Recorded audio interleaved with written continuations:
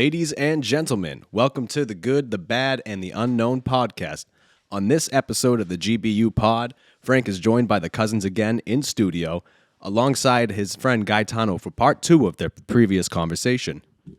The GBU Podcast is produced and brought to you by Mountain View Media. Mountain View Media is your go-to creative agency for online internet content. And now, we kick it to Frank in studio. What pipes on that kid? I saw the comment. They said you have a great voice. He does have a good voice. He does, doesn't he? Excellent. But you know what's crazy? I mean, this is news, so I'm checking everything out. And we got one thumbs down, one bad comment on the real estate Really? episode. So this, the one we did before. And if my guess, got to be a renter. A renter that wakes up late, What did they say? plays video games all one day. of the members Oh, of the board that you. It was Maybe one of the members of the board. it was A couple of them follow me. it was just a thumbs down. Yeah. Thumbs down. I will tell you, Frank, that my phone it's exploded over the last week and a half as you were releasing the little clips with just people. I don't do enough talking about what it is I do. So people seeing that I'm finally kind of explaining some of the stuff that we do, talking about it, they just had a lot of questions, and it was great. I love seeing them.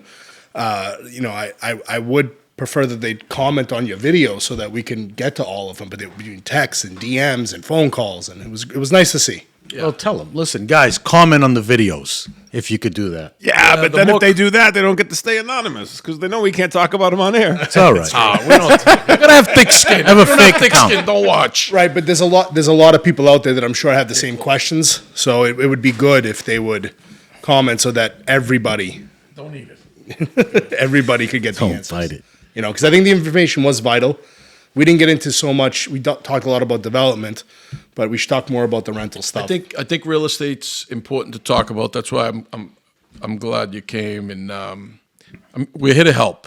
Yeah. And even on the comments, send a question. Put questions on there so we can give you the best answer that we can. But the first episode, after we finished it, we talked, and Gaetano felt that we should do another one, which I agree, because we didn't get into the first-time home buyers, which is important. Yeah, very we have important. a lot of information for first-time home buyers. So if you're one, relax, get yourself a tequila, relax, take some notes down. But we did talk about the 2% tax, which our friend over here paid a 4% tax. I'm kind of happy that you paid 4%. Why does that make you happy? Because you're for it, and you should pay it. Okay. Okay. Wow. It's a little annoying. Vermont, go to 6 next time. That's a done deal. Rent control. Oh, go ahead. Ask you a stupid question. Go ahead. I might give you a stupid answer. I know you will. That's a given. It's a common sense. No, it's common sense. Sure. If you could pay a number on tax, whatever that number is, you weren't nickeled and dimed. You didn't pay a tax for this, a tax for that, a tax for this, tax for that, just in your income. Right? And you knew that everything was handled. Right? The roads, bridges, schools, healthcare, all that stuff. And it was just handled. Would you do it? Absolutely. Which I do. We do it now. How? How do you do it now? We don't pay taxes? You do, but you pay it all piecemeal on everything. Okay, but it's mismanaged. I'm not talking about that. He's saying if they aggregated all taxes, They took all taxes. one tax off your income. One tax off your income. You're asking Frank what the tax would be? No, I'm not asking them what to be. I'm saying, that yes or no? Would that be better than do you get all these nickel and dime taxes as well? Because at the end of the day, the sales tax, meals tax, cigarette tax. There's a name for this. I got a brain block. It's the universal tax. Yeah, that's what they should do. It's so whatever you do and spend, you should pay a tax on. Not do or spend, but Earn. whatever you earn. But then there should be a tax on everything you do and whatever you spend on, which it is now. That's but what it is now. I can't think of it. My flat tax is what you're talking Flat about. tax. Yeah, but flat tax are Should still be a flat but tax. flat tax are still in your income, right? But my point is, way off topic. But you have people's biggest complaint about universal health care is how much it's going to cost, how much you're going to pay in taxes. Okay, well, I work for a company. I pay for my portion of the tax. Sure. Or not the tax, we'll call it a tax, but my portion of healthcare is $1,000 a month, $1,500 a month, right? If my taxes went up $1,500 a month per year and I got healthcare, then my employer doesn't have to bear that burden, right? And it's all done and handled, and everybody else also gets healthcare insurance because I paid $1,500 a month in my taxes. Isn't that a better system? That means everybody would have to pay $1,500 a month. No, it means everybody has to pay a proportionate share of their income to do it. I disagree. Okay, fair enough. Topic for another time. Yeah, that's a good topic. Make it easier. Yeah. I mean, a flat tax would work. I think a flat tax would work 100%. Solving the country's tax issues is not something. No, it's a very give much thought to. forget about it. Solve the renters' issues today. Yeah. But we did talk about rent control and the vouchers that are involved. Yeah. We talked about the 2% Transfer transfer tax. We talked about evictions, which don't pull a knife on your landlord. You'll be okay. Those you get the bamboo. But the evictions need a lot of help. Evictions do not, I don't think they're organized correctly, but you got landlords hemorrhage on evictions. They hemorrhage on everything. I was just talking to my uncle before this. I got some information from him.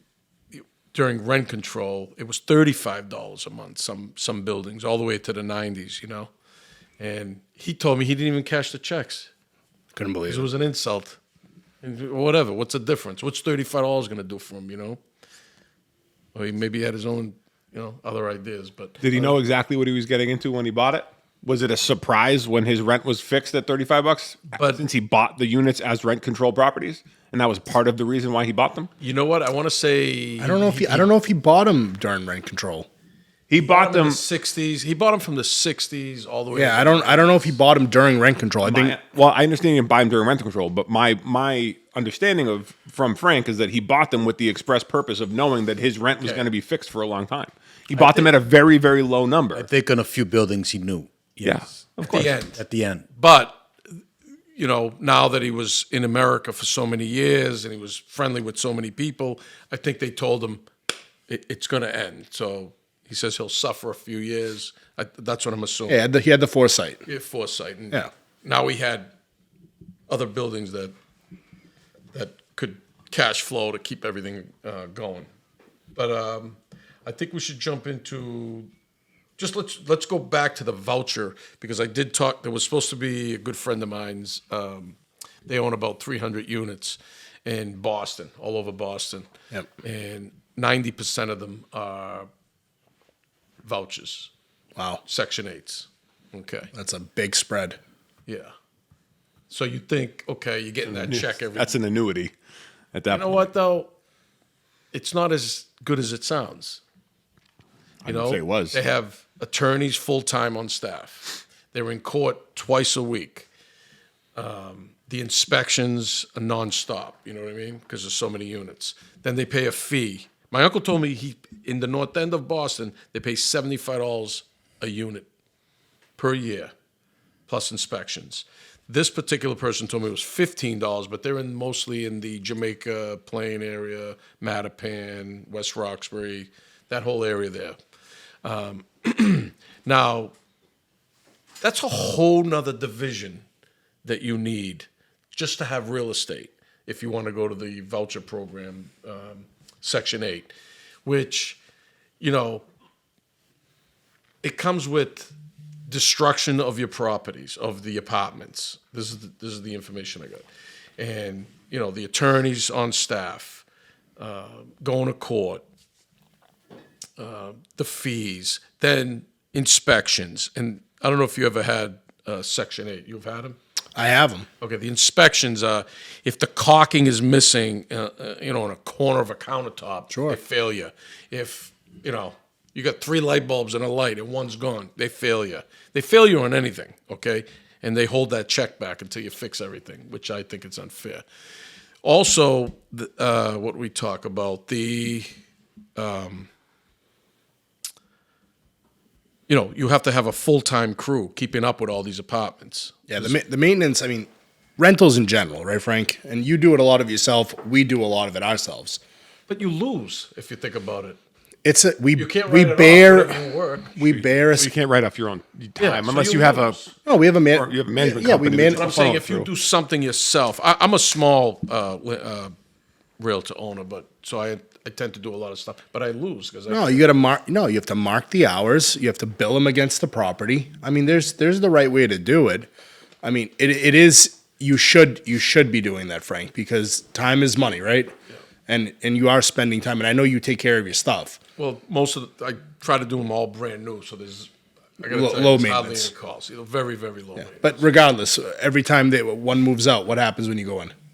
Is the apartment still in good condition? I gotta tell you, some are, some aren't. Yeah, I have a it's a cleaning coin flip. crew. It's a They coin come in. Yeah. Years ago, I used to clean them. Yep. I used to go there with my wife, and then she used to fucking quit on me, and then I stuck by myself. Once I had my grandmother with me. She was helping me clean. Place has never been cleaner. She wanted to see the units. It was funny. But now we have everybody hired to do everything. Yeah. Because it's organized. Now there's a cleaning fee, and if I know it's was it room swept? You're supposed to leave it, but some tenants. I tell you, if you get higher end tenants, and they respect the apartments, it works out. This is the point I'd sort of like to make, right? And this is probably not one that Frank will necessarily like. You keep talking about how you lose on these You properties. don't lose; it's an extra expense. Sure, it's an extra expense, right? And why wouldn't they move off from voucher housing, Section 8 housing? Well, okay. There's a number of benefits to all sides, right? From a voucher program, your money's basically guaranteed. At least a portion of it is, depending on how you're set up with it, right? Correct. So at some point, you're going to get paid. You can't really get stiffed on rent as long as your code is up to date and you're meeting all the criteria, right? And yeah, there might be more fees and more $75 a year and everything like that, but that's not stopping anybody from buying these houses. That's not stopping anybody from buying more units. That's not stopping a landlord from being a landlord, right? Because of volume. Or not, right? People still buy 2-family houses, 3-family houses, and it's their first one. Or people can go in big volume. You cannot put. You can. You have to. If it happens, it happens. But you're definitely gonna, 2 families, 3 families. When you take a hit from a tenant, it hurts. Yeah, your vacancy. You have 300 your units. vacancy risk is significantly higher if you only have a couple of 400 units. units. It's Economies of scale, right? Sure, of course. Yeah. But my point is, right, all of these complaints that collectively we might have as landlords, they're just complaints. They're not materially making us change our habits, right? They're not doing anything different. You're not buying more units when you can grab them at a deal. You're not doing a whole bunch of other things, right? So to make the argument that this is somehow necessarily detrimental to the market is factually inaccurate because prices continue to increase on multifamily homes, especially more accessible multifamily homes, right? Things like 2 or 3 family homes. And those prices continue to skyrocket, right? So in fact, they're likely not taxing them enough, not doing enough to mitigate prices, not doing enough to maintain their affordability, right? They're not doing enough because the market would react to that. The market would react to it with suppressed pricing. Prices would come down why do we need more affordable housing? because there's not enough housing. Exactly, because nobody wants to do it. No. Because it's very difficult. No. The people that are doing it, it's still not enough. If the people had a little bit of respect for getting a free apartment and taking care of it, this is the problem I'm having. They need to have more respect for the apartment, especially when you get something free. They don't. So that's why you don't have so Painting much with an affordable extraordinarily wide brush. housing. It's not a wide brush. I will It's a roller. tell you it's mixed experiences whether they're on vouchers or not. Exactly. It is by the vetting person. process is much better today. Through the internet.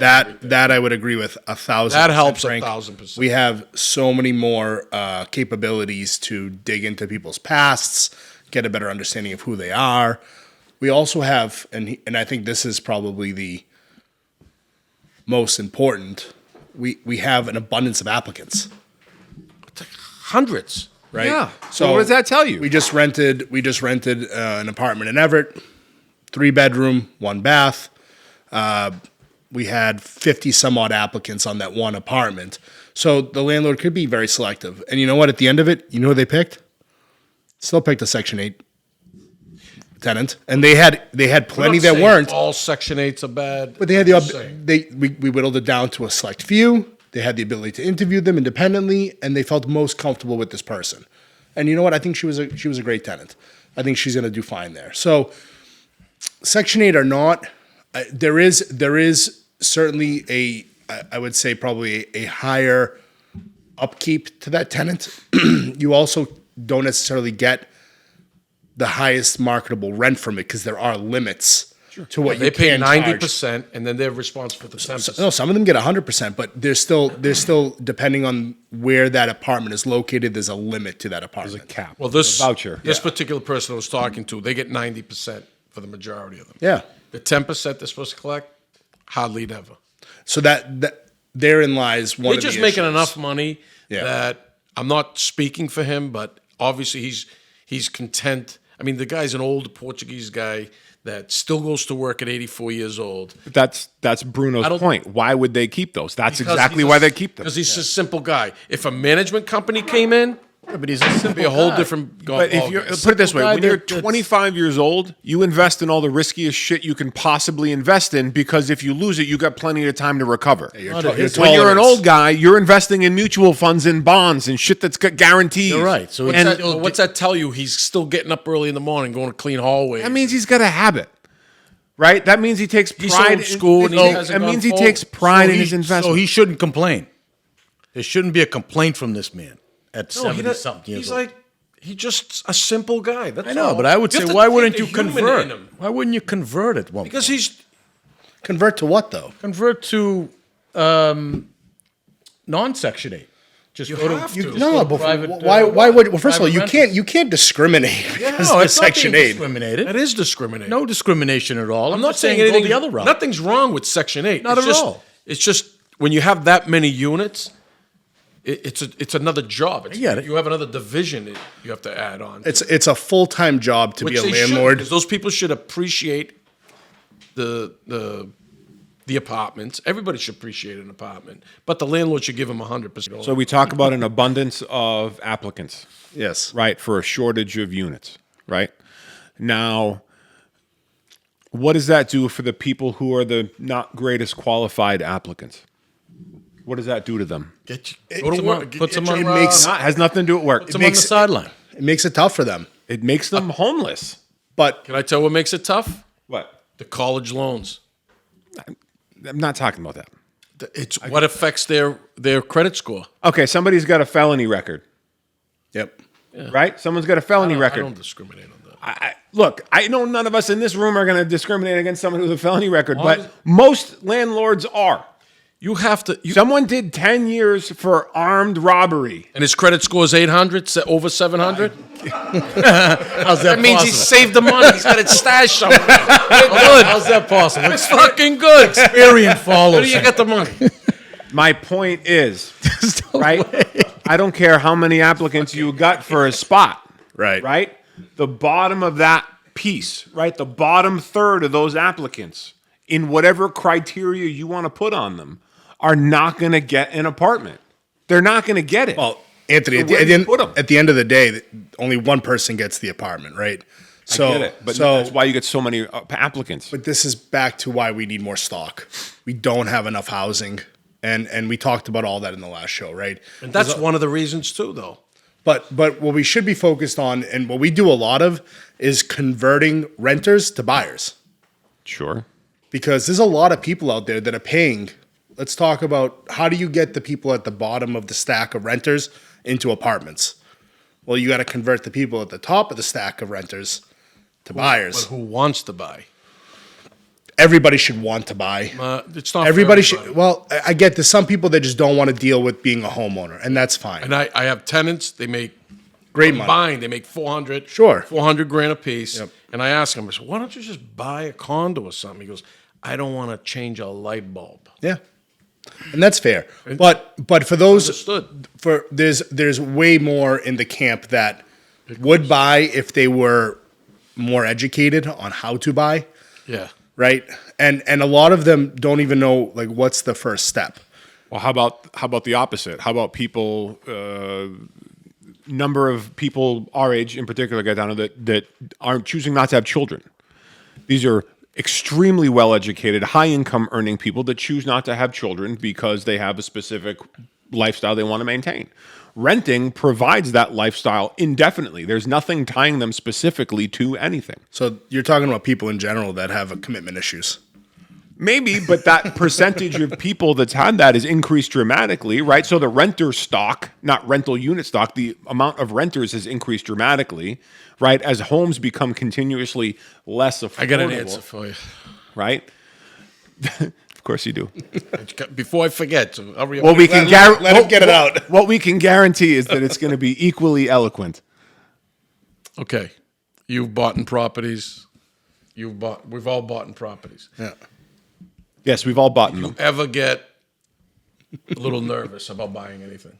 Every time. Every fucking time. I still get the butterflies every time before I go buy something. Because of the pussification of a fucking America, they don't have the balls to buy now. They're Pussification? no program's gonna help me. Just fucking buy it. All right, let's Do not- your homework and buy it. It's Let's not turn this into a fucking rally. not a rally. It It's is. the truth. It's a The Your unknown- stomach it's not. turns when you buy something. You got to get over it. You do your numbers and say, hey, it's going to work. Don't worry about it. Don't be a fucking pussy and do it. I have to see if that word is in the dictionary. Pussification. What's the what? Pussification? Pussification. Pussification. F.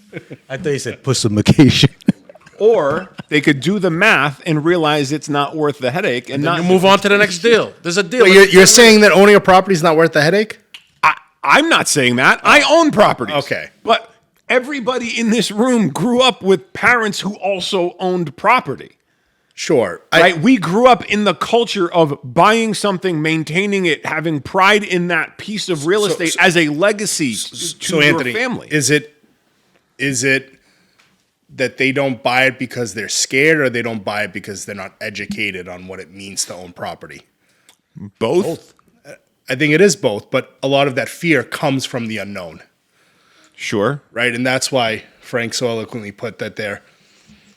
Step up to the plate. Scared. Swing. Okay. Fucking swing. So you gotta teach people, and we do that. We hold first time home buyer seminars. We one-on-one. People call me all the time. They'll be talking to somebody else. Like, oh, give guy a call. I'll explain it to you. When you sit there and you break it out on a spreadsheet, the pro con of owning a home versus paying rent. You know, the single greatest way to build wealth in this world is through the ownership of real estate, hands down. There's other people that would argue otherwise. They can argue otherwise, and that's fine. My opinion and the opinion of almost every. If you look at all the billionaires in this country, you can just Google it. They all have a real estate portfolio. Of course Not they do. all of Well, it's an them. it's an A investment. majority of Of them. course they have a real estate portfolio. They're billionaires. But did No, they how- always have one? How they made their money. A lot of them. For the average, Anthony, let me rephrase. For the average tech industry made a lot. person, Thank you. for the average person Sure.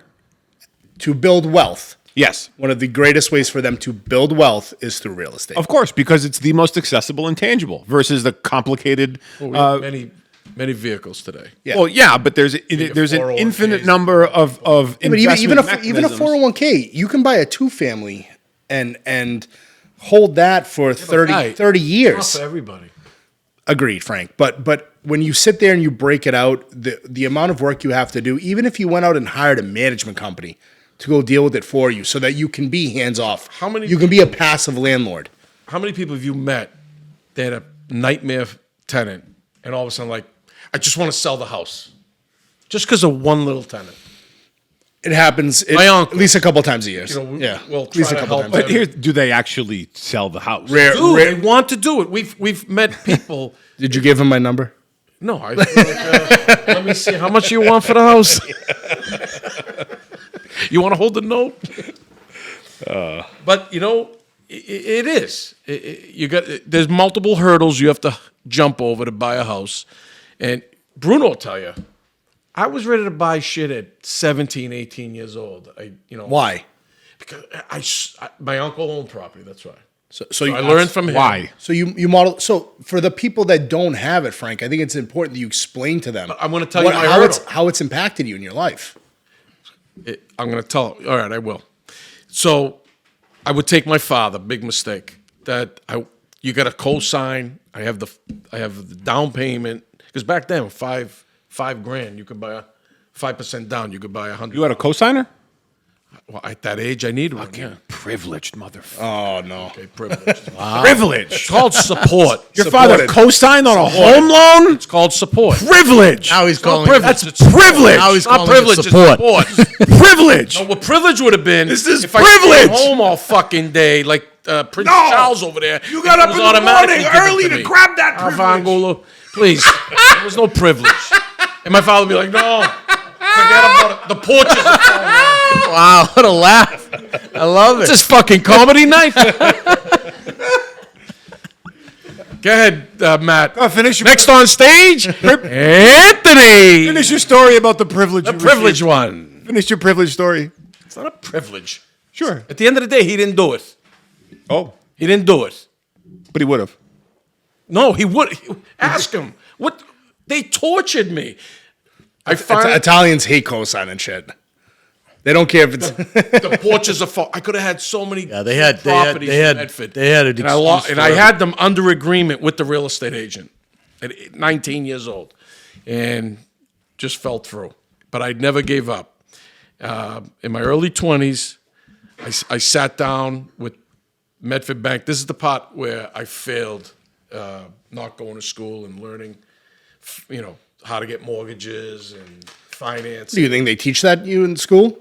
I don't. This is another problem. That's another problem. I didn't know shit. We Go ahead. don't educate people on how to prepare your taxes. What do these things on your taxes mean? We don't teach them how to balance a checkbook. We don't teach them about paying bills. We don't teach them about managing a credit score. So it's funny you brought that up. So I recently got, I'm not going to name it because I don't know if they want me to, but I got a phone call from a local high school to where I work. And they said, we have a reality fair every year. And what we'd like for you to do is give us examples of car payments for both lease and purchase. And then, we put that in. And if you want to come, you can talk about what it's like to own and maintain a car. That's awesome.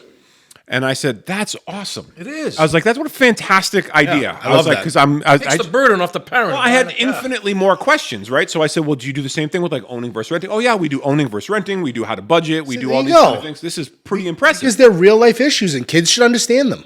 Here's what I also said, though. I said, while you're at it, at your job fair, do you talk about career paths other than a liberal arts education?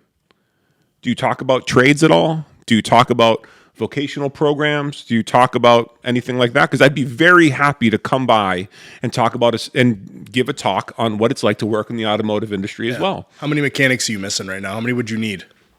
I could hire infinitely and continue work. How crazy is that? Yeah, I'm a month behind on work, and Amazing. we're probably the least behind. We're a pretty efficient shop. We're probably the least behind of any dealership around. Because these are your fucking people promoting bullshit to these kids, and you're an imposter.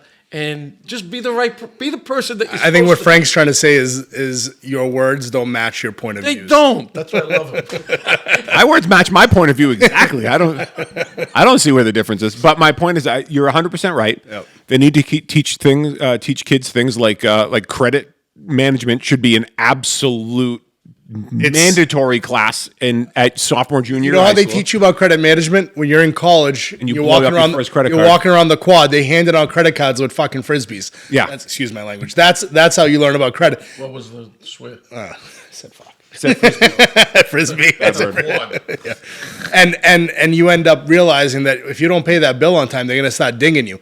The hole I had to crawl out of when I got out of college was obscene. Took me a year to get my stuff together, and I did That's it. a burden on kids. And, I know. and it's way too much Frank pressure. was telling me his dad paid off all his credit card debt. Yeah, when he right. first got it. He didn't put fucking air in my tires. Hey, let me ask. Tell him it was free. I crashed into a fucking lake once, a pond, with all my cousins in the car. We needed a tow truck. I had I want to hear how you crashed into a pond. I had a convertible. They were all sitting on the top. I lost control. We went into a fucking pond. All the cousins were drowned in mud, frogs. It was disgusting. So we called the tow truck guy, and then we called my parents, and there was all, it was up New Hampshire. All the family used to get together. It was like 100 of us. And we called the uncles, and we're like, I need $50 for the Tow. For the tow. Atena fango. I was like, what? This guy's telling me to leave the car in the lake. The guy's got it hooked Frank, up. così d'ambar. Oh, let me tell you, brain starts to work. I know. Remember, Bruno? We're like, all right, buddy, they're coming down with the $50. Just pull it out. You sure? Yeah, pull it out. He pulls it out. All right, unhook it, because if they see it hooked, they're not going to give you the fucking money. They're old Italian guys. He unhooks it. Frank jumps in and drives off. Not me, my cousin. He jumps in. We run down the road. The fucking guy doesn't know which way to go. We're running everywhere. They were never coming to save us. And we survived. Because you caught the guy out of a tow. Oh, I love it. But anyway, But When all else fails and you're out of money, do what Frank does. Crime. it's not crime. Was a crime. That's not crime? crime. That's not theft It was of service? crime for him to charge me $50. Pretty sure that's theft of service. Should have said, kid, you're in a jam. Let me help you out. this, but I will tell you what we were getting down to was Well, back then. Kids- Back then, not today. kids in general, young adults, they need more exposure to the things that matter in life. And that's career path, educated on why it's important to own a home, what it can do for you, the benefits of it. Because the truth of it is, and don't get me wrong, I own property, we own property, right?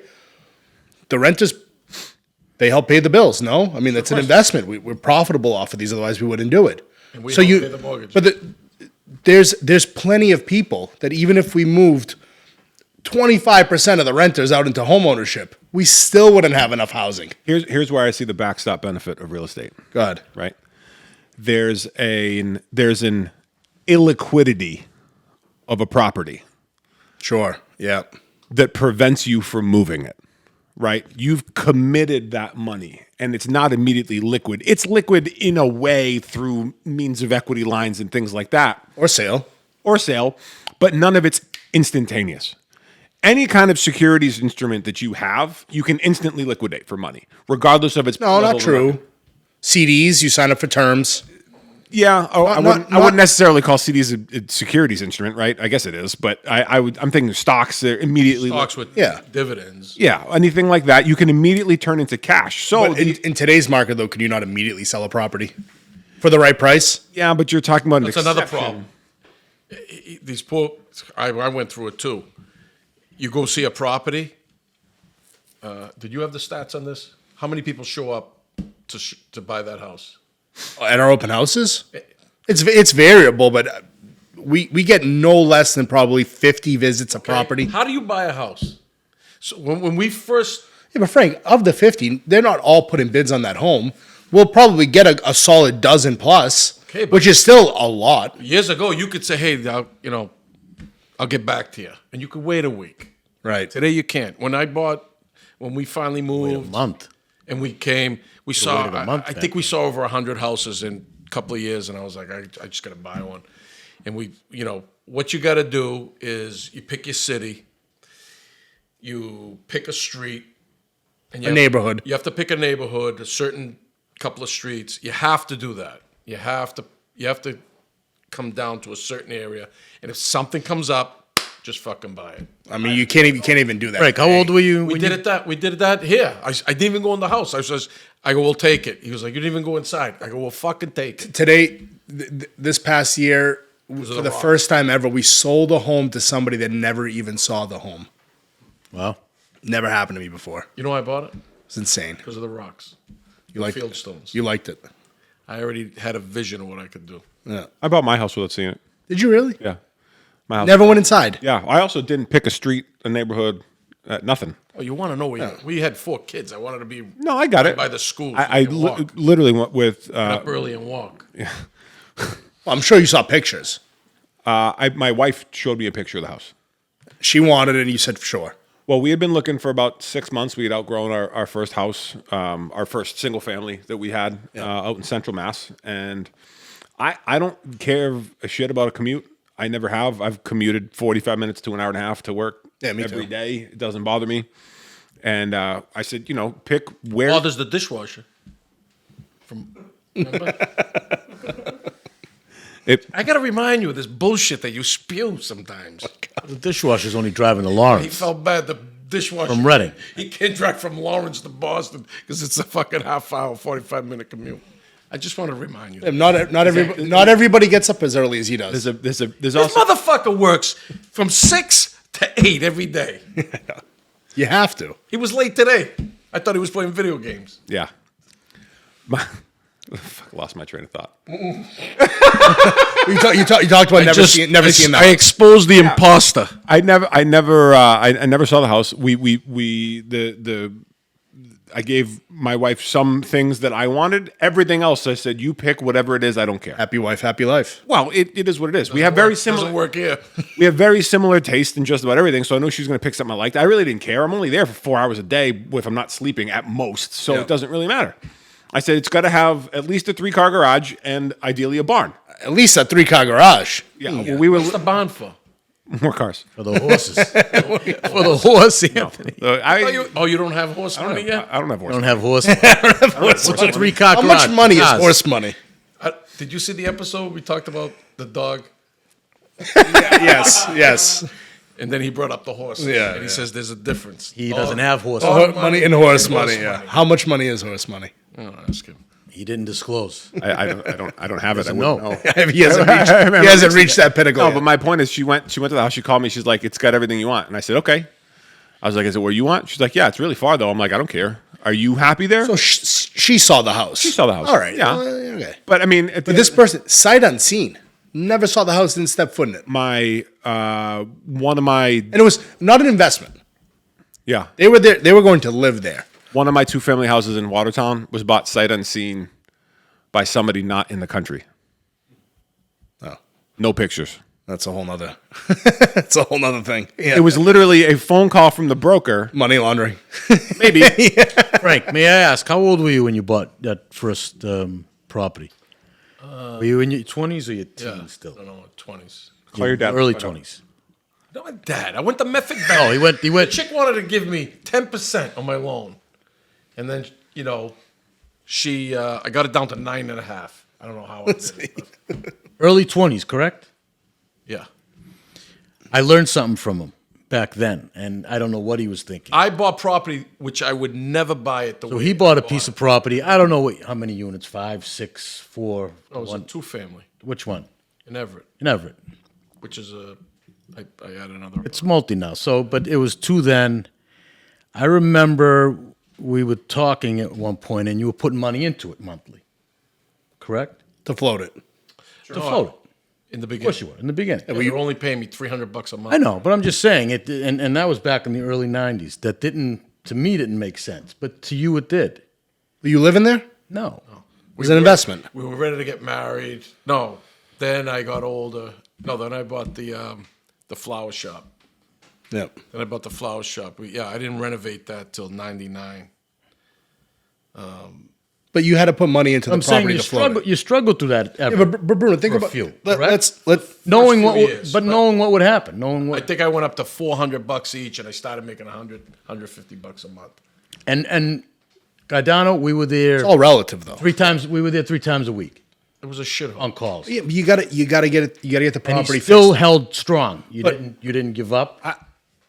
No, but if I knew financing, the '90s properties were flying.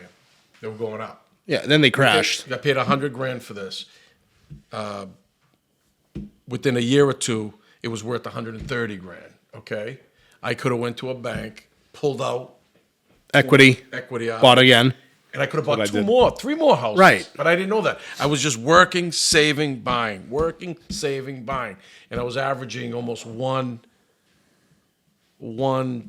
one house every 1 or 2 years. Yeah. So I mean, there's different ways to do it. The way But my stomach turned every time I found the property. sure, because you're putting real money into it that you worked that You're long going for. broke. Yeah, yeah. Dealing with shit, shit tenants at the time.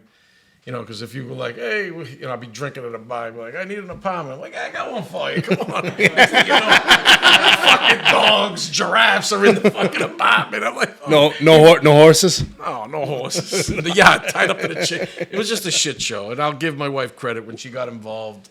She straightened it out for you. Yeah. She's a she good does egg. all the vetting. She gets all the people, I want to hear what kind of education you think would benefit the average consumer. I think just a simple rent versus own breakdown. It doesn't have to be we don't make it a very thorough curriculum, right? We're not sitting there in a week-long class. It's a couple hours just so they can understand. Average 2-bedroom in this area right now. We just rented a bunch of them. $3,450 a month. Yeah. 2-bed, 2-bath. Okay. what city? In Reading. If you convert $3,450 into a mortgage payment, what does that equate to? How much home can you afford? Is it a $400,000 condo? Is it a $500,000 single family? Yeah. Is it a $700,000 multifamily? And that becomes an interesting conversation in its own for those interested in that, because then you have the other rent to be able to help pay down that mortgage.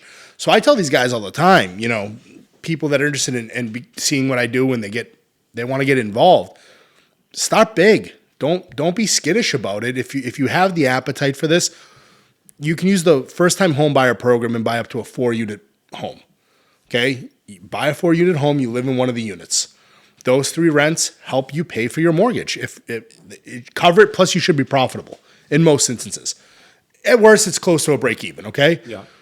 But it's a break even, but the cost benefit there is that $3,000 that you're just paying for that 2-bedroom every month, that money's now in your pocket. Sure. Right? But why not take it a step further? Why not educate based on, why not teach somebody how to do net present value calculations? Why not teach somebody how to do those things as well? Because that's at least you got to start baby steps though. Oh Jesus Christ, that's too much. In your business, it's only gonna see you tomorrow, Frank. It's only gonna benefit you because if you turn someone into that multi-unit purchaser, and their ability to turn those calculations real quick, you and I can do a net present value calculation by looking at a number. Yeah. Right? Looking at a house and be like, oh, we can get this, and this. Okay, well, we can multiply it or divide by that. It's a 5-second calculation. Yeah. I mean, there's also value add. You go in, sweat equity. I mean, there's a million different calculations that we can run in reports to show them all the different ways that they can derive further equity in a property, further, cost benefit to that. So I think it's important that if people are interested in it, they need to sit down and get educated. And I don't think we do a great job with that. There needs to be people who really want it. We need to make it more accessible to them. So, we've started doing these first-time home buyer presentations. We're going to do more of them. If people are interested in it, just reach out. We'll go through it with them. But I mean, I think it is important that people get the understanding that you don't have to be a lifelong tenant, that you can still achieve the American dream. People love to say, I see it all the time online now, the American dream is dead. The American dream is dead. No, we're in a challenging era. We're in a challenging era now, just like we've always been. There's always been different challenges, and you just have to know how do you circumvent, how do you navigate these markets, and you need the experience. You need people like Frank to tell his story, for you to tell your stories, Bruno to tell his stories, me to talk about mine. It's not all roses. There are months when people aren't paying their mortgages.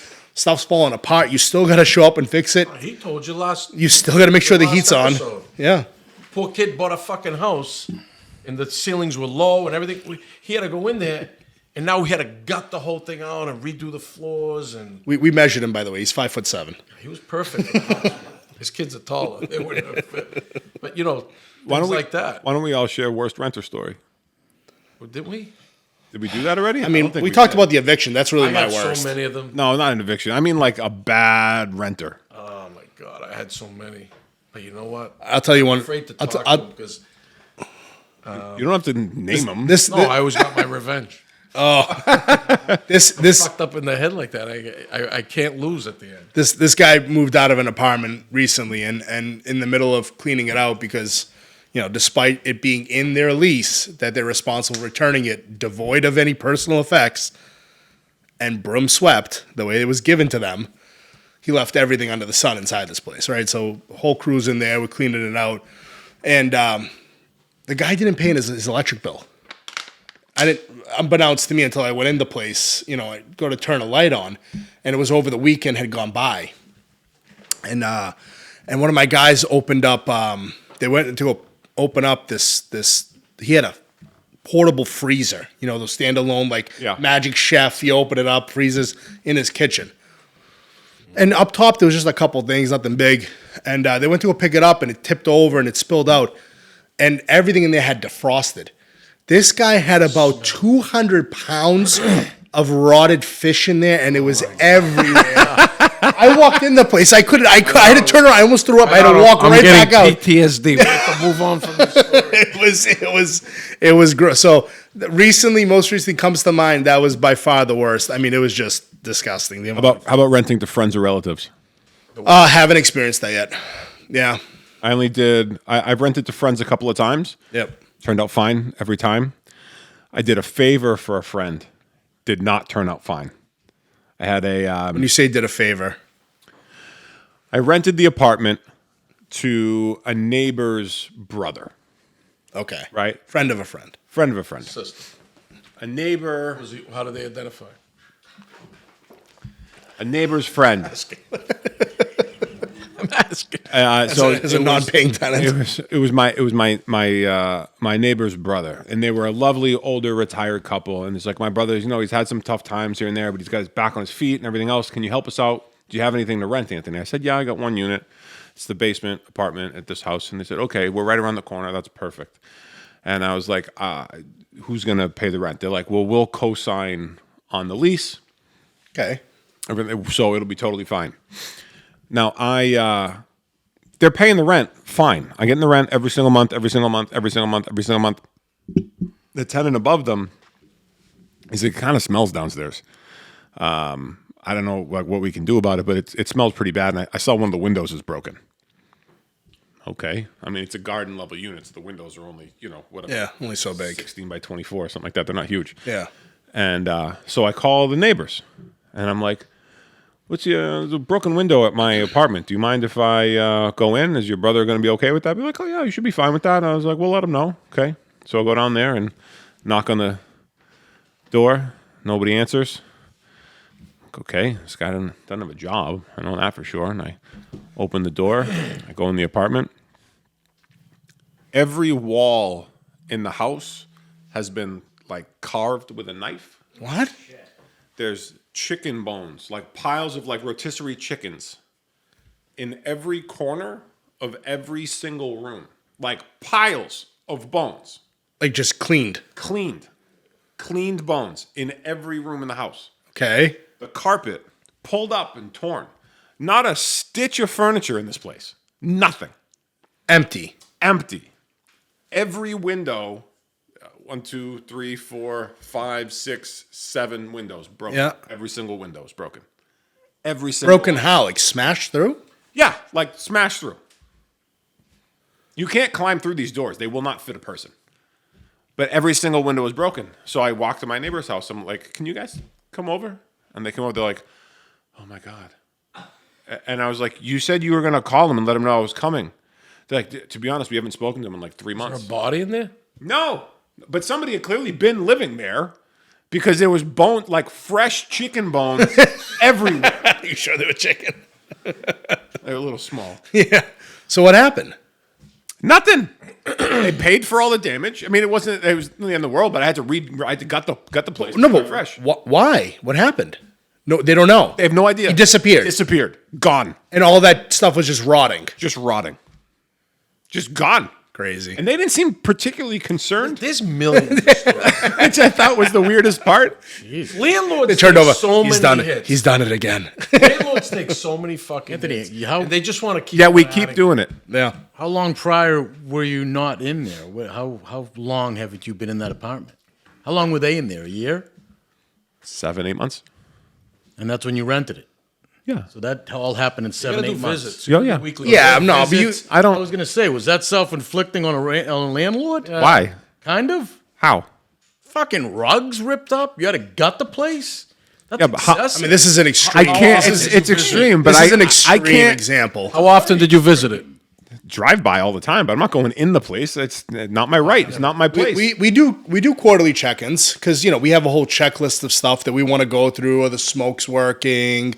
Is that fire extinguisher that we leave inside the apartment? The tag's expired. You have to replace it. So there are things that we'll do, and honestly, we just want to make sure the place is being maintained correctly. I make sure they call me for everything. I tell them, please do not take the smoke detector. How many times you walk in are they off the ceiling? A couple of times, but Drives me I insane. stress it in the Drives- lease. Do drives not me take insane. them off. You got to call me. If it beeps, I put a new one in. Yep. We air clean them. Very important. The last thing you want is something tragic like that happens. But It's a huge I mean, liability. so you guys are talking about all the negatives, but the or at least some funny stories. But the truth of it is, real estate has afforded me what I would say a great life. of course, Right? multiple Properties, yeah. But even my first one. So it takes one to start, right? But through my first one, which I got to give it to my father-in-law, he's always encouraged me, right? He's pushed me. I took this poor guy. I'm the realtor. He was an investor for a long time. I want to just point out. I have a son. I have 3 daughters, and I get them involved in the real estate business. And usually the next generation takes it to another level. Yep. All right. And I'm going to give you credit. You came into a family of real estate. Oh, And you took them to another level. I wouldn't say. I think my father. I still haven't. But he- I haven't even. I'm not there yet. I haven't reached his point. But you added. Yeah, we're adding in different ways, right? We're doing different things than. He has a son too, so you guys get Yeah, along. Joe. Yeah, But I'm just together. saying, Sure. You added something positive to it, which I think. is I hope great. so, and he adds a lot of positive to us too. I mean, his guidance Trusting alone. you too, He did. That's a He big did. thing. He always has. Yeah, And that family there, they stick together. And, They do. It's a whole combination of things to make it work. Yeah. That's why it works. You might call it privilege. I call it support. but it Actually, we're going to stop bleeping the word privilege out. it's, All right, it's a Matt? swear word in the Matt, take that fucking word out. Privilege? But Yes, I don't want to hear it. what I was getting to is I brought this guy. We were talking about the fear of it, right? I grew up, I would say, not well off. Let's say that. Not well off, right? Lower middle class at best. And, making that first large, I knew I wanted to do it because I had been dating my wife for a while and I'd seen him owning the property and how well he did. My grandfather had owned property and he always tell me, buy a house, right? That was the American dream. They came These here. people were broke. They came from here another with, country. Frank, $2 is an exaggeration, worked 3 shifts. And you know what? He was still always there to pick me up at school when my father passed away. I mean, just whole nother story, but different caliber of human, different caliber person. They were family oriented in the truest sense of the word, right? They gave you all the support you needed, right? So I'd bring him out to go look at these properties. My father-in-law, I'd be like, oh, I like this one, I like that one, I like that one. And for the most part in the beginning, he was like, yeah, it's good because I could tell he didn't want to be responsible for making a bad decision. He's older too. No, but even then he's probably in his 50s because I've known him. Remember, it's been a long time. It was 20 years, and he's going to be 70 soon. So I could tell he didn't want me to make a bad decision. And then one day I walked into what was a broker's open house. I called him. I was like, you got to come here right away. It was in Reading near the train station. I said, I love this property. He goes, listen to me. If you don't buy this, I will. Really? And that's when I knew he didn't love the properties I was showing him. I finally got him to connect to the point where I knew it was a good one. Was he buying property still? Always. He's still now he's done. Now he's done. But my father-in-law up until a few years ago, that's when he really stopped. And now he's divesting. But up until that point, yeah, he's always transacting. You gotta love it. You gotta really love. I gotta tell you the truth. You gotta love, meeting your tenants and, whatever it takes. You gotta change a dishwasher. You really gotta love, or appreciate doing it. Or you're not gonna like real estate. You're not going to make money. No. If you got to bring somebody in to do every little thing, you're not going to make money. it's okay. You'll break even for a while, and then once you start building positive equity and you got to really appreciation, get you'll make into money. it and You do. respond. You should. I respond to every call, and they're amazed by it. you know. Anthony, how about a class on how to fix a garbage disposal? Yeah, but you got YouTube today. YouTube. I don't- click on. I still learn a ton from YouTube, but I don't know how to do You something. can fix stoves. You can fix dishwasher. You can do anything you want on YouTube. I gotta say, it drives my wife crazy because if one of the houses the dryer breaks, You send somebody. no, Oh, you go. I go. Oh, there you Every go. Yeah. single time. Yeah. Because the first time I Yeah. went, I was like, I bet I can fix this. Yeah. I never fixed one before, but I bet I could fix it. You have the same affliction. Yeah, and I just how to replace the belt on a Yeah, but dryer. you make it sound that simple. Some people can't hold a screwdriver. It's that simple. No, I get it. Look, the first time I replaced the belt on a dryer, it took me about half an hour. Yeah. Every time after that, it takes me about 10 minutes. I mean, I got Bruno too. He helps me out a lot. You know, I'll call him for especially electrical. Yeah, I'm minor electrical stuff, swap a thermostat, low voltage, sure. But major stuff, you got to call somebody. But I was that kid when I was a kid taking shit apart, and then I was like, look at all these extra parts after I put it back together. Did it work? Did it work? I don't know. Hey, so yeah. You know, You didn't need it. You didn't need all this. I took a dryer apart to do the belt. Oh, Jesus. In one of our apartments, the fucking people like, you know what you're doing? Yeah, I do this all the time. Fred You never take done the it. whole drum out, electrical. Yeah. And I'm like, oh Jesus Christ! I should have took fucking pictures. you know my favorite tool is, Bruno? YouTube helps. With the the one I have is made by Klein. It's that, you just touch it to the wire. Oh, yeah. And it just lets you know. Voltage. I Be careful for that. I bought my first house when I was 20, and I was changing out You gotta. I changed out an outlet, right? Yeah. And I was like, I can do this. Get a little I turned zap? off the breaker, right? And I got a little zap, and I was like, oh, breaker's not off. Whoops. Yeah. It's fine. I didn't learn my lesson. Next time I turned the breaker off, doing a ceiling fixture. Big zap. Big zap off the ladder. That was the last time. Hey. And then I asked my cousin, who's an electrician, I said, how do you tell? He's like, oh, you just get this thing, you touch it, it turns red. We call it the pew pew. Because it beeps. I have a massive collection of tools now. I got everything. I got a basin wrench because I wanted to replace the a faucet, and I didn't want to pay somebody to do it. Yeah. Because you guys charge a lot of money. It's worth it all day, but it's a lot of money. If I can fix it myself, I'm going to fix it myself. Yeah. But any real electrical work, I call an electrician. Yeah, Any real plumbing, I call a plumber. And That's how Frank and I met. Yeah, My cousin, Johnny. He's He's the best. best plumber in the world, best service plumber. When Don't I call say him. the best. Yeah. He knows all the old parts, where to get them, what the issue is. Best technical plumber in the He business. might be a little bit more money than everybody, but another plumber would take 2 days. He'll take 1 hour. and it gets done right every single time. Yeah. So He's a you're good right. man. He is. Plug him up. Da Vinci. No, don't plug. He doesn't want the phone calls. that's Oh, he's not. His new voicemail. I'm- His new voicemail. His new. I If know you heard his it, voicemail. if you heard his new one. No. His new voicemail says, "I've recently downsized, so I will be eliminating of my 600 clients. I will be eliminating some of you." Oh, Jesus. I did hear Don't that. leave me a voicemail. I'll We met call him you when he was a back. kid, a little kid, when we used to sell Christmas trees. Yeah, remember the Mayan calendar bullshit that was going on? Not really, but go ahead. Do you remember? So Like the year 2000 stuff, or before that? when it No, was. it was 2012. The Mayan- Oh yeah, the Mayan yes, calendar yes, was yes, ending. yes, yes, yes. It was ending. Yeah, yeah. So I put a voicemail, voice message, whatever the fuck it is, and I was like, due to the end of the Mayan calendar, I'll be making some changes in my life. So leave a message. If I don't get back to you, you are one of the changes.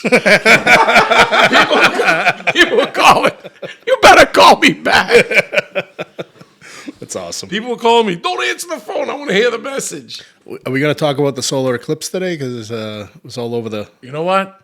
Some of us worked through the whole fucking thing. I was one I of give them. a shit about the. I brought glasses to work. I'm not gonna lie. Did you? And it was actually the best thing because all I ended up doing was taking the glasses and handing out to customers so they could go outside and watch the eclipse. It was great because then the customers didn't leave. The glasses didn't What work. happened? And what happened? They burned their retinas and they signed on the line. All right, let's go to this first-time buys. There's so many options for first-time buys. Yeah, there's a lot. Go ahead. What do you got? Okay, so the lower down payment requirements. Yep. On 3%. first-time buyers. Yep. Yeah. 3 on a single, 3.5 on a Yeah. multi. Much better rates than They any buyer. yeah, they do. They do. Okay. You get a better mortgage insurance, monthly premiums, which insurance. But you still have to pay PMI I don't if agree you're with putting that 3% down. Mortgage insurance, well, it's a riskier loan, right? PMIs? Of course. PMIs are a riskier loan, so this is how I they haven't seen PMIs for years, but no, they put in the low money programs. You have to because have to. it's risky, right? It's a higher down payment. which is an added But expense, though. but you know, defaults are lower than they have been in the past, and here's the biggest thing with that. Depending on where they're buying too, there's this thing called gateway communities. We were talking about Lawrence the other day. That happens to be one of them, right? Gateway communities, they'll actually give you, and towns have their own on top of this. They'll give you $15,000, $25,000, $50,000 towards the purchase of this house for buying in these communities. So when I tell you there's never been a better time or easier time to buy, there really hasn't been. You know, outside of those Nina and Sissa programs that we all know, you know, caused the collapse in 2008, along with neg-am loans. That was a great opportunity. All you gotta do is, How I got my first house. but that's a great opportunity in If- 2008. You got to be a fool to lose your fucking house back in 2000. Frank, the human condition is what it is, and not everybody That's what I'm saying. can It's be not for entrusted everybody. with that. But it's not. You need to put guardrails on society. To some degree, they need guardrails. I'm not saying Okay, but you need to learn how hyper to manage restrictive. your money also. You do, but this all goes back to the education. People aren't being educated How on this educated stuff. were our parents? It doesn't matter. They're different ethic. They weren't coddled. So it's the cultural background that's the All of that. But it Okay. all. But But today they can change. they can, and they have more guardrails in place. You have to go through a first time home buyers class. You know, you got to get a certificate. So they do educate. They have an you. assistant right here. I'm reading. Down payment assistance for low and moderate income buyers. That's right.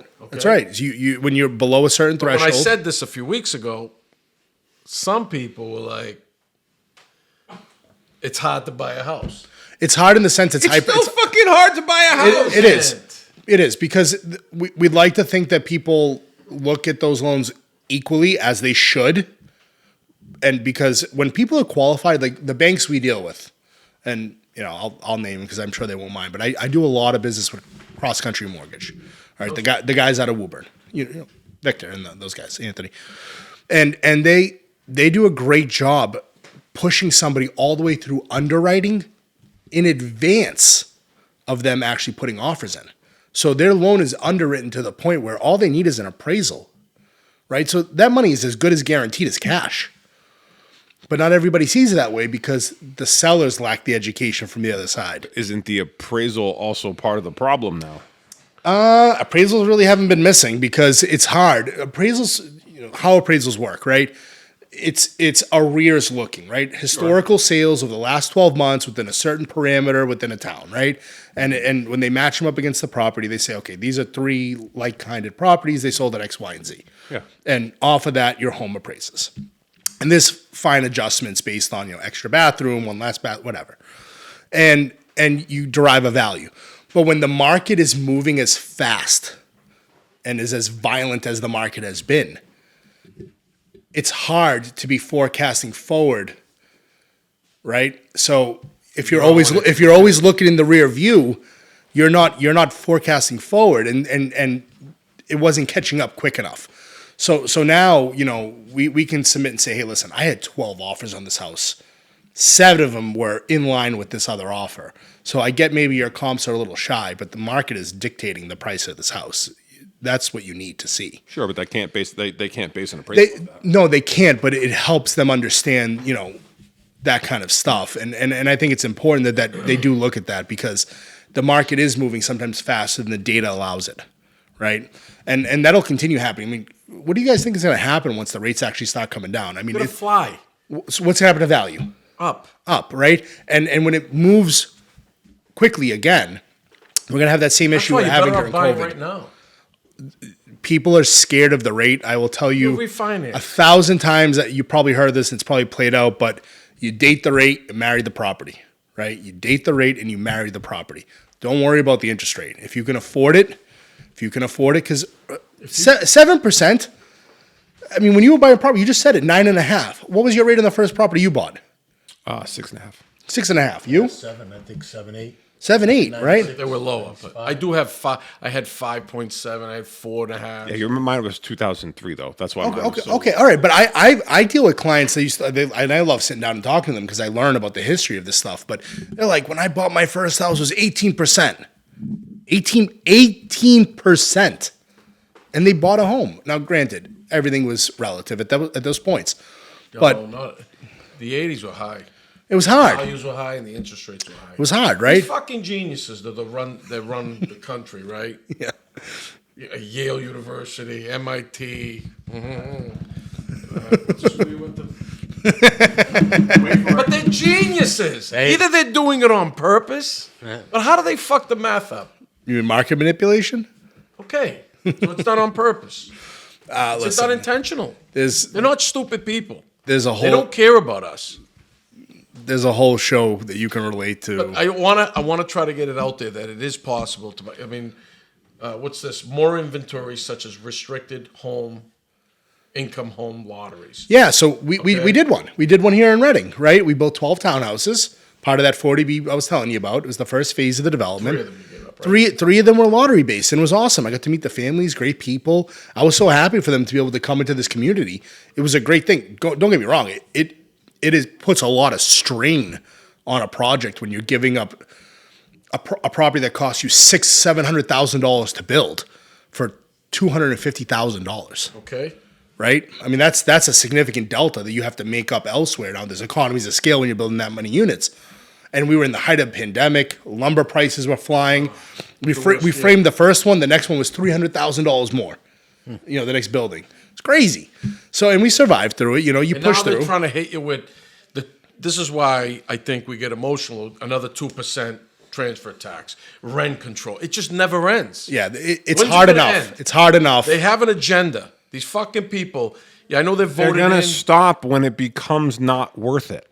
But then what's So going we to got to happen? go through their fucking stupidity to put these policies in place. We lose, and then they figured out, oh yeah, we fucked up. Yeah. And we take the hit. How it works. Just like now with this other fucking chooch we put in power over here. We're taking the hit through all these higher prices. It's how it works until it affects Shouldn't work that way. until it affects your purchasability, right? We're gonna keep purchasing Okay, then they're gonna keep doing that. because you drive us to go more, to buy more. But that was my point when I said the other day, and we were kind of having that back and forth about who actually bears the cost of this. we do. We do up front, but inevitably it gets passed down because rents increase, right? And this keeps driving When you. they raise, But you guys are missing my point. I don't disagree with you. Right, no. Of course it gets passed on. But the problem is, right, it's going to continue to get passed on until it becomes not worth it. Until people aren't having 50 people at the first open house and 12 offers that day. Until there's not 100 applicants. he gave you the for it. solution. You got to let everybody build, pull the permits, and build, and just keep. Yeah, and I say that the like supply not has to be incorrectly. enormous. You still have to have rules, right? Things need to be built the right way. We take a lot of pride in building things. This the guy's right out way. there. They build shit and they sell it to these people. I it's feel amazing. bad for them. They should get an inspector. Every property should have an inspector. I got to tell you, Frank, this is one of my biggest gripes. The fact an that people inspector. can waive I inspections. got nothing to worry about. It's the largest investment of your life, and you're having to waive an inspection to be competitive. That's what they want you to do.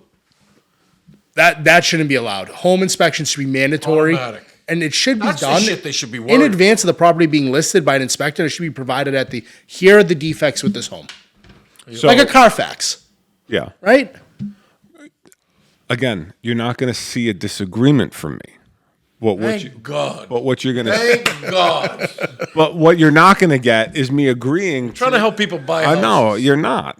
Right? You're trying, but you're not. And you're complaining about a lot of the things, but the things that you're complaining about are only going to change when it becomes no longer viable for somebody to build, for somebody to spend that crazy amount of money for the house, or what we consider a crazy amount of money, for people to spend that $3,400 a month for a 2-bedroom apartment, right? And the only way to do that, they can't go buy a house because there's not enough supply of them. You're talking about a full collapse. You need the market to fall apart. It's inevitable. Is it? Because it should have just recently and it didn't. That doesn't Why? mean it won't. Because there isn't no enough- supply. No supply. And where's and all So pull all, the all permit, we've- see what happens. All we've done by keeping rates higher, and don't get me wrong, I know rates had to go up because we got to pay for all the. It should have went up earlier. It probably slowed the inflation of home prices pretty dramatically by raising those rates. sure, but when you slow them to that point, and then development has halted a bit, right? I have a friend of mine that sits on some architecture board and at a bank, and I'm sorry, sits at a bank and they get some report on architecture starts. Right? How many new properties were in design? How many new properties went for permit? And the permits was still up there because there was all this backlog. But what was stark number in there was the severe drop in architectural starts. Sure. Right? So design had started to slow down, which is kind of an indicator of things kind of grinding.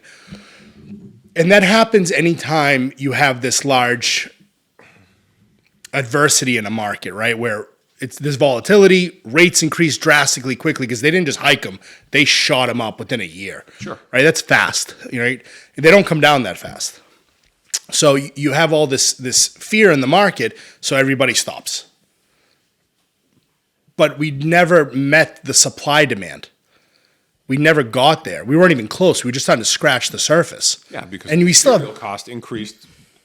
Even that aside, though, right? It was because of the rates. So now money became more expensive, and now people are unwilling to bear the material costs and all that other stuff.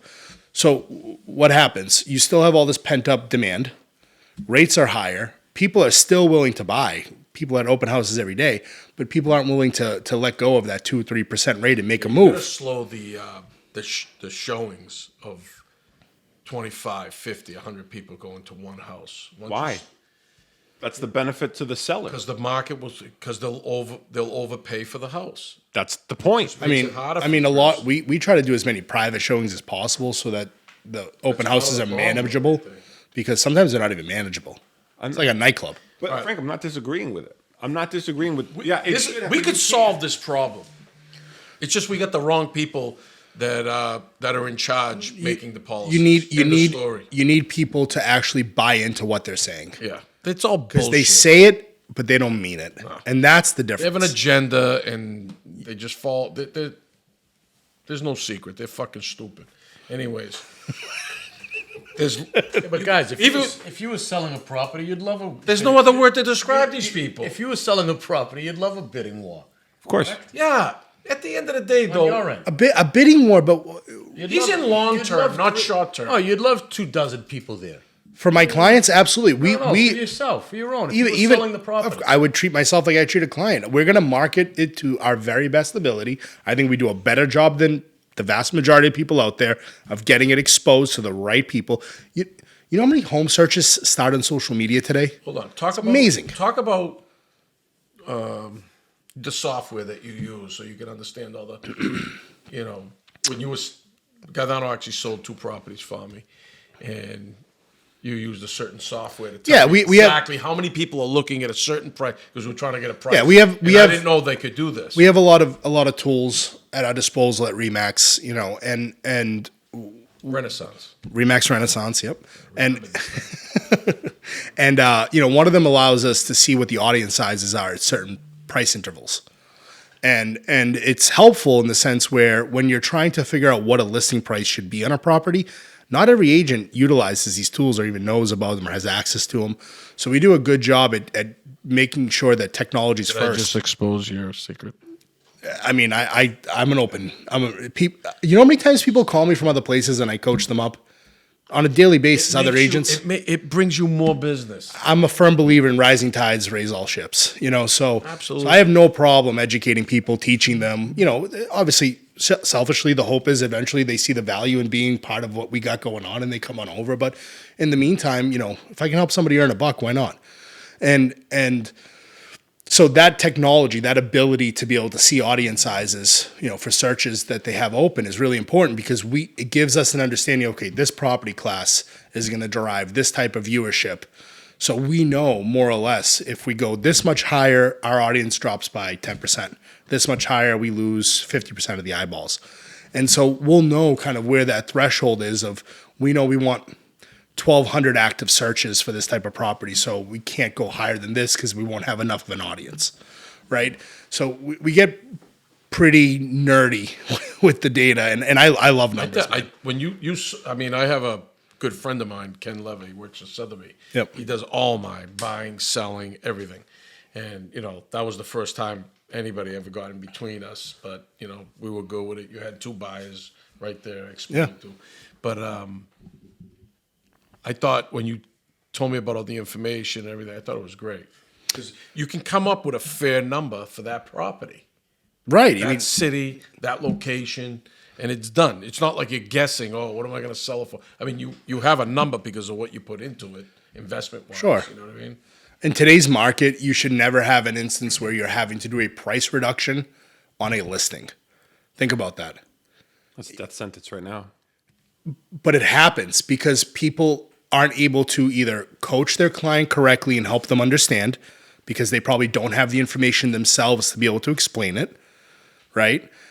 And the other end of it is may not have the ability to actually run a comparative market analysis effectively and understand what that property truly should be worth, within a certain, percentage. Yeah.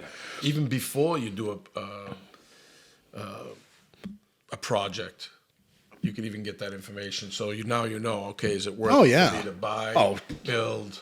Frank, the amount of data that we pull actively, that we're forecasting constantly for our developments, I mean, we're always monitoring the market and getting an understanding of where it's trending to. You got to do your homework every day. And then I think we got time for one more topic before we run short. Well, I want to finish this list of first-time buyers. what else you got? There's a lot for a first-time buyer. There's lower credit score requirements. Yeah. Okay. So, especially a lot of them have these college loans, which bring their credit score down. Either they. Some of them, like nurses, doctors, I think there's even programs where they don't even come into play. No. Yeah. Then there's more government-sponsored programs at all levels, federal, state, and local. Yep. Closing cost assistance. Yeah. Okay. Towns will do that. You apply for a grant. Tax benefits. Even if you have an employee, they may have a lot of employees have closing cost credits available for first-time home buyers. Yeah, great benefit in some corps. Yep. They waive bank fees for VA first-time home buyers, and so many other. Yeah, I think the VA program can do better. I don't think they do a great job. But they can do better. 100% assistance. 100%. Yeah. We have programs for only one of the borrowers need to be buying for the first time. Correct. One of the borrowers, which is a score. A first-time buyer has not owned a home in the last 3 years, so repeat buyers can qualify. Yeah, that happens sometimes. Somebody buys for the first time. They take advantage of our program. Maybe they relocate for work. They got to rent for a little while. They gain their qualification back after so long. Yeah. And for the record, I got all this information from Guaranteed Rates. Yeah. Another good lender. A good friend of mine, Brian Tobin. Yeah. The Tobin Tiger. And you know what he has in his house in the backyard? I help him make the sign and hang it up. Work harder. Not get up early? You gotta get up early. If you're gonna get up at fucking noontime, play video games. Forget about it. And then go for coffee. Stay where you are $12. in your fucking mother's house. $12 latte. It's not gonna happen, Anthony. And your mother's It's not gonna happen, idiot. I mean, just not to harp on it again, but these poor people, and I'm watching them talk about it because, I'm a glutton for It's punishment. so insulting. It's amazing. They really are. These poor people are sitting there pouring their hearts out about how it's going They're to good affect people. them. These And it's people in that one ear, out the other, and then the condescending looks on their faces. They're telling it. You know what he did this one? He sat down because all these good people, they own two families. They're not property owners. They own that house. They rent that. They're one not apartment. BlackRock. Exactly. I mean, I'm Yeah. just saying they're not like they don't do it for a living. Sure. Okay. They make a little extra money or help them pay Their mortgage, their mortgage and bills. everything. But they've done it for 30 years or 40 years, and they go up there. I can hear it in their voice. They're emotional. It's the wrong conversation to have, but they're emotional. and they don't give a shit what they're saying to them. And then he sat down, had the balls to sit down and reprimand everybody. You know, I saw it. you saw it. I was going to get up and go, "Oh, thank you," but I left because I'm not going to fucking put. Do you know how difficult it is to sit there and try to tell people who have seen the potential sale of their home after living there for 40, 50 years as their retirement? That's all the money they may have to live They have off no of respect. for the rest Zero of their respect. life, to tell them, hey, we're going to take 2%. We're going to stall you 6 months to see if your tenant can buy it. I mean, They that's, don't own a property. If they owned the property, they wouldn't. They came up with it may this only be bullshit. 2% to them, but it's 2% today. What's it going to be next year and the year after Exactly. that and That's the year the after point. It's that? not the 2%. And, It's what but it's even the gonna be. 2% though, when you're living on that fixed income for the rest of your life, and let's say you sold a $700,000 property. What's the opposite idea to that? What's the way to remedy the issue? Well, what's the issue though? Because no they issue. haven't indicated what. You know why they said they needed that money? This is almost laughable. They were going to use that fund to put it into a discretionary fund to help build more affordable housing. Let that sink in. Stupid people. So, I mean, it's just like, what's- what are we doing here, guys? I understand. You want to build more affordable housing? Make it easier for me to come in. Look, I was in the middle of courting a $4 million acquisition on Mystic Avenue so I could put up 80 units. The minute I heard that sales transfer tax, I called the guy, listen, buddy, I'm sorry. I'm out until they resolve all this stuff. So there you go. They lost 80 units. I have a message that my employees get from me quite a bit, which some people disagree with, but mine's no complaints without solutions. Yeah. I have a. We What's gave you the the solution? The solution is they Gaetano Capone on the ticket. We'll fucking straighten everything out in 6 months. Guaranteed. I wish I could do it. I mean, These guys, it's not for me. You say but- they've been voted in. They haven't. They were installed. They were voted. They were installed. They were voted. Installed. Unfortunately, Anthony's not wrong. You're Anthony's not wrong. installed. You can't voted. unravel the fabric of our democracy like that. But I will tell you that if you have a problem with stuff, you got to get involved and you got to change it. I get it. So That's what I'm doing now. I'm need- getting involved at every turn I possibly can. Here's the thing.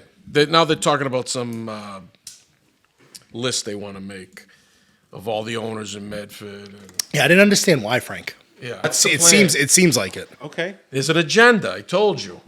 So it's a much better solution. Just get rid of it and not succumb to whatever their demands are. I mean, no. I'm going to sit there. I'm going to listen to them. I'm going to give them. town and vote.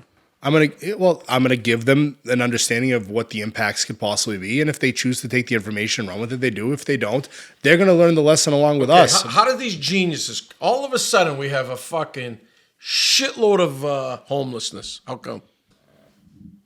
I don't know. I have nothing to do with that town. Because they're setting up for rent control, and they're going to blame it on the homeless. That's why people are homeless, because they can't afford apartments. People are homeless because they're They're not junkies, allowing number units to be well.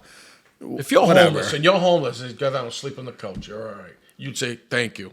Those guys are like, no, because they can't do their drugs. They can't go in your house and act like the asshole. I don't want to they are. continue on this one. Yeah, I mean, Well, listen. I'm just There's stating my case. a lot to I be said see there, them but personally all Too over much the to world. unpack there. yeah, there's a lot to unpack there. That's But the truth. but you know, the whole thing boils down to the fact that we just have such a severe supply issue, and instead of making it less restrictive, allowing us to be more aggressive with getting things done, make it collaborative. You know, send out an email. Hey, listen, if there are developers interested in developing this town, we're open to discuss. We have an idea. We want to run it by you. Who's interested? Master plan. It's a great idea. Some out towns the do zoning. it. Some cities do it. Everett, I got to give a lot of credit to Di Maria.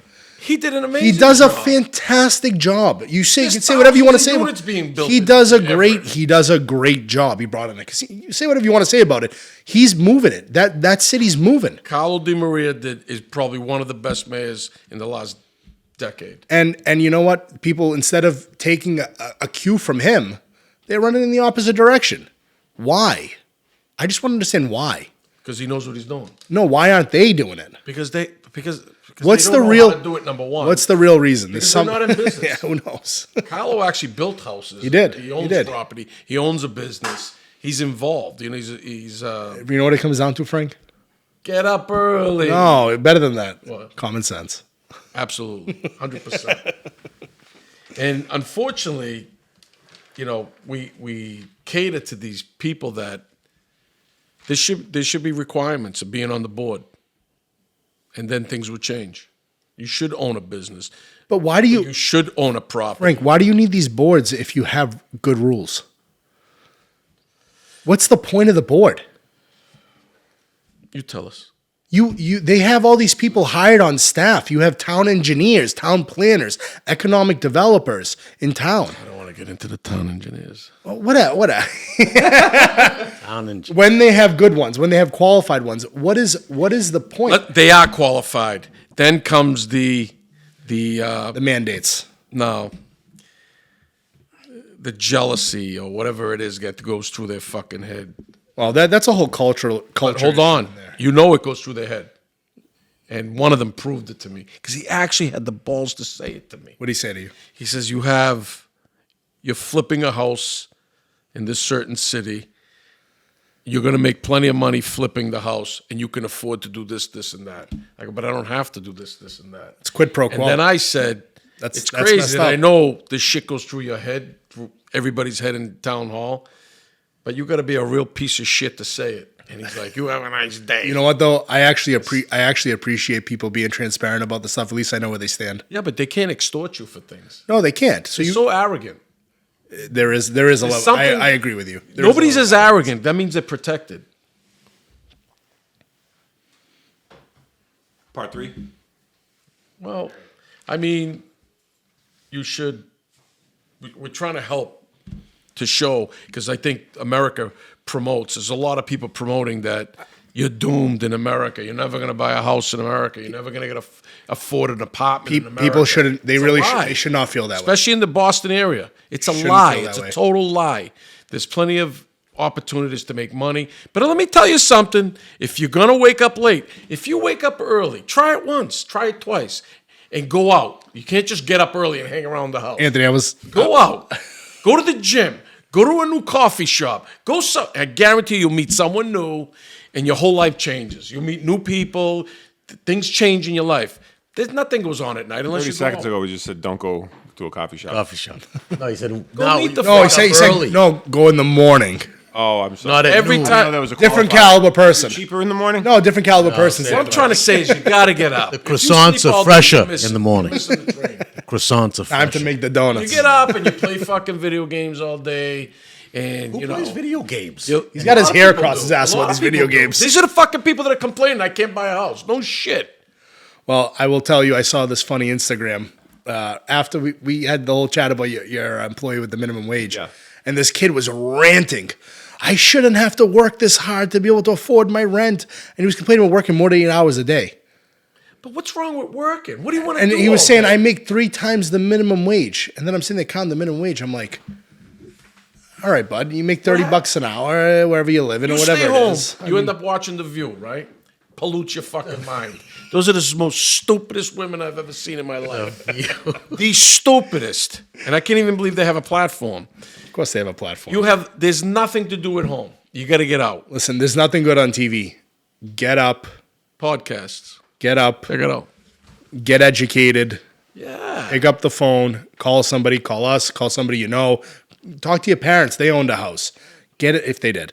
Get an understanding of what's going on. You got to educate yourself. You have to understand, establish life goals. I mean, maybe real estate isn't for everybody, Anthony, and I can appreciate that. But I will tell you that if you're indifferent about it or just feel like you don't understand it, you got to learn, and you have to know that at some point you can't rely on your company's 401k because you can see what can happen in the market in a heartbeat. It is the absolute easiest and most accessible form of investment in terms of understanding. Yeah, but it works. Yeah. What are you talking about? It's simple. It's simple. It's simple. 401k works after 30 years. If you're working. It does theoretically. If anything, it does what real estate does, which is park your money in an untouchable way, relatively untouchable way. which is good.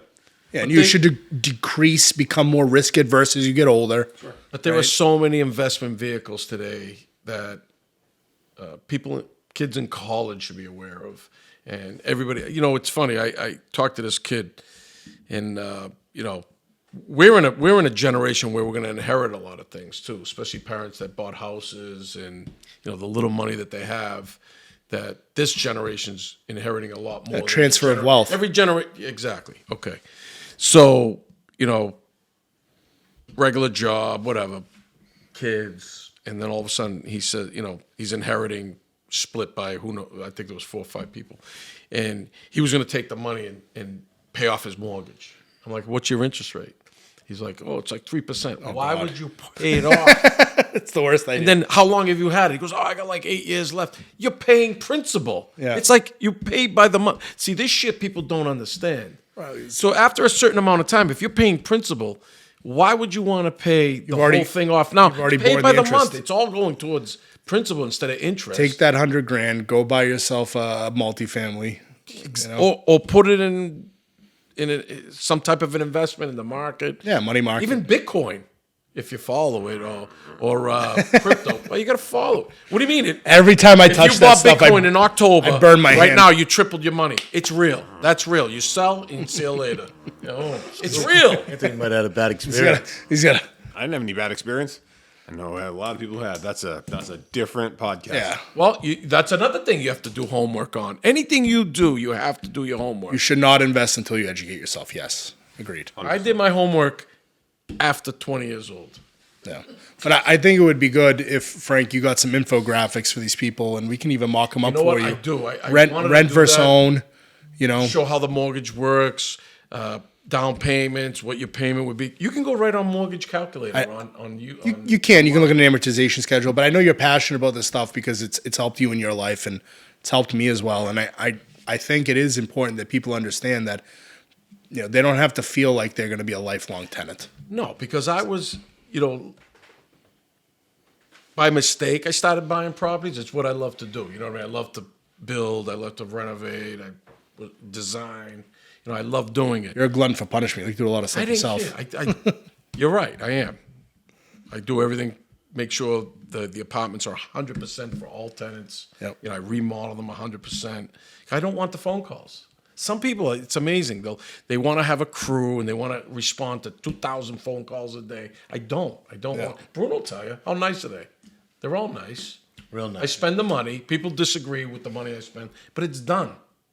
Very professional. It's done for the next 30 years, 20 years. He's That's how definitely come a long way. Especially with the product since that- the first property. Well, you So he learn. did really well. let me- You quick learn. story. You learn. Did You're gonna really- love this it one. Did really? I mean, Hey, remember the first house I bought? I can't tell you where it is. So I finally went to the board. I'm learning how to go to the board and get a variance, and I wanted to add another unit because I bought the land next door for $5,000 at the time.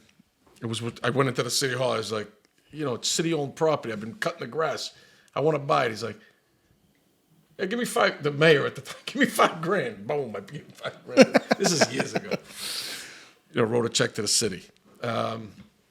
So I added another unit. I gave the tenants 1 year advance. Say, you got to leave in 1 year. Okay. The tenants upstairs left. The bottom one, they told me to go fuck myself. I said, okay. Again? Yeah. Was your mother there this time? No. Thank God. I go, I wish he was there. So the guy's like, I'm not moving. I go, you got to move. Yeah. I got the permits in place. I give you a year notice. I go, guy, I'm going to give you 3 more months. Generous. Bruno, were you there? I always had a Bobcat, but this time I rented the oh God, yeah. the excavator Yeah. attachment, and I was going to dig my own foundation. This fucking what I mean? guy Animal. refused to move. Animal. He refused to move. I get the Bobcat. I'm tearing down the stairs.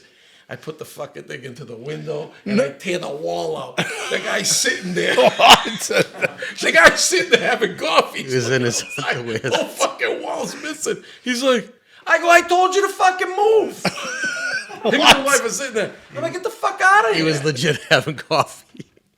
Half the All you see is the fucking wall. The guy sitting at the table. I'm tearing the fucking wall off. It is the other side of the worst rental experience you've ever had. That poor guy. And you wonder why the boards of these towns fucking. Now, listen, I take everything back. I understand now. I wasn't built right. They were nice people. I took the excavator, I put it through the window. I wasn't. I said, "You're fucking moving today." I bet they did. Left. They had no choice. They didn't like They the had to leave. On that note, Frank, wrap us up. Wrap this up. Well, Frank's got a whole other page he wants to get through. I did. Well, other than get up early in the morning, and he'll tell you he does it every day. There is opportunity to buy houses for yourself, and Gaetano's here to help. You can give him a call. Renaissance, Remax Renaissance Realty, right here in Reading. Reading, Mass. Give him a call. He'll be willing to help you out. But you have to get up early in the morning. You have to work hard. Some people it could be easier, some people would be harder, but it could happen. And at the end of the day, if your tenants don't pay rent or they won't move out, Buy a Bobcat. buy a Bobcat. Buy a Bobcat. No, you have to buy it. Just rent it. Just rent it. Today's different. You know, you got to go through a certain process. laws. No, but they respect it. If you give them a notice for a year, then you leave. Usually they leave. Yeah. You want to be ignorant, you're going to pay a price. Wow. Nothing you can do. Well, I will say that I hope it's people understand that there is opportunity out there for them, and we are here to help. So, drop a comment on Frank's videos. Like and share this stuff, because while you may be interested or not interested, you may have friends that are, and it's important that this message gets out. So I think it's great exposure, Frank, and I appreciate the opportunity to talk about it. No, I think it's going to help a lot of people, even renters. I know I talk to my renters. Some of them love renting. They just want to rent, and that's it. Yeah. That's fine. And we could also help you rent great apartments, affordable ones, and good ones too, not shitholes like some people do. But appreciate you guys leaving a comment, questions on there, and subscribe. Hit the button. Like right it, over there. like it, subscribe. Like it. So, right over there. Where is it? Hit the button right over there. Right there. All right.